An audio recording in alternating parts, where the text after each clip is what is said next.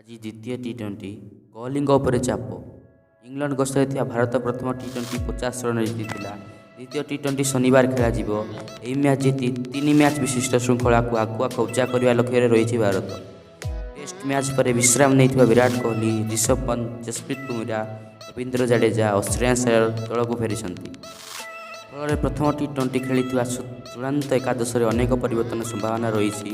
ସବୁଠୁ ବଡ଼ କଥା ହେଉଛି ପୂର୍ବତନ ଭାରତୀୟ ଅଧିନାୟକ କୋହଲି 5 ମାସ ପରେ ଟି20କୁ ଫେରିବେ। ଫର୍ମରେ ନଥିବାରୁ ଏହି ବ୍ୟାଟର ନିଜ ପୁରୁଣା ଚମକ ଫେରାଇବା ଲାଗି ଚେଷ୍ଟା କରିବେ। ଦୀପକ ହୁଦାଙ୍କ ସ୍ଥାନରେ ଖେଳିବାର ସମ୍ଭାବନା ରହିଛି। ହୁଦା ପ୍ରଥମ ଟି20ରେ 17 ବଲ୍ରେ 33 ରନ୍ କରି ଫର୍ମରେ ଥିବା ସୂଚନା ଦେଇଥିଲେ। ଏଥିପାଇଁ କୋହଲିଙ୍କ ଉପରେ ଚାପ ରହିପାରେ। ଯଦି ହୁଦା ଚୂଡ଼ାନ୍ତ ଏକାଦଶରେ ସ୍ଥାନ ପାଆନ୍ତି, ତେବେ ଅଧିନାୟକ ରୋହିତ ଶର୍ମାଙ୍କ ସହ କୋହଲି ପାଳି ଆରମ୍ଭ କରିବାକୁ ବିକଳ୍ପ ରହିଛି। ୱେଷ୍ଟଇଣ୍ଡିଜ୍ ବିପକ୍ଷ 5 ମ୍ୟାଚ୍ ବିଶିଷ୍ଟ ଟି20 ଶୃଙ୍ଖଳାରେ କୋହଲି ବିଶ୍ରାମ ନେବାକୁ ଚାହୁଁଥିବାରୁ ବିଶ୍ୱକପ୍ ପୂର୍ବରୁ ଇଂଲଣ୍ଡ ବିପକ୍ଷ ଏହି 2 ମ୍ୟାଚ୍ ତାଙ୍କ ପାଇଁ ଗୁରୁତ୍ୱପୂର୍ଣ୍ଣ ରହିଛି। ପ୍ରଥମ ଟି20ରେ ପଦାର୍ପଣ କରିଥିବା ହର୍ଷଦୀପ ସିଂ ଦଳରେ ନଥିବାରୁ ତାଙ୍କ ସ୍ଥାନରେ ବୁମରା ଖେଳିବେ।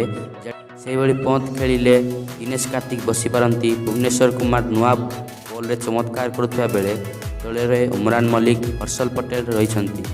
ପୁଣି ବୁମରାଙ୍କ ପ୍ରତ୍ୟାବର୍ତ୍ତନ ପରେ ଅଧିନାୟକ ରୋହିତ ଶର୍ମାଙ୍କ ନିକଟରେ ଦ୍ରୁତ ବୋଲର ଅନେକ ବିକଳ୍ପ ରହିଛି। ହାର୍ଦ୍ଦିକ ପାଣ୍ଡ୍ୟା ପ୍ରଥମ ଟି20ରେ ଉଭୟ ବ୍ୟାଟିଂ ଓ ବୋଲିଂରେ ନିଜର କମାଲ ଦେଖାଇଥିଲେ।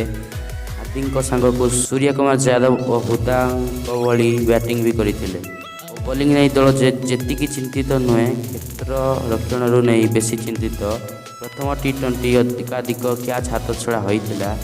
ଅନ୍ୟ ପକ୍ଷରେ ଇଂଲଣ୍ଡ ଅଧିନାୟକ ଜସ୍ ବଟଲର ପ୍ରଥମ ବଲ୍ରେ ଆଉଟ୍ ହୋଇ ପେଭିଲିୟନ୍ ଫେରିଥିଲେ। ଦଳର ବ୍ୟାଟିଂ ଶକ୍ତି ଲିଭିଙ୍ଗଷ୍ଟନ୍ ଓ ଜେସନ୍ ରୟ ମଧ୍ୟ ପ୍ରଥମ ମ୍ୟାଚ୍ରେ ବିଫଳ ହୋଇଥିଲେ।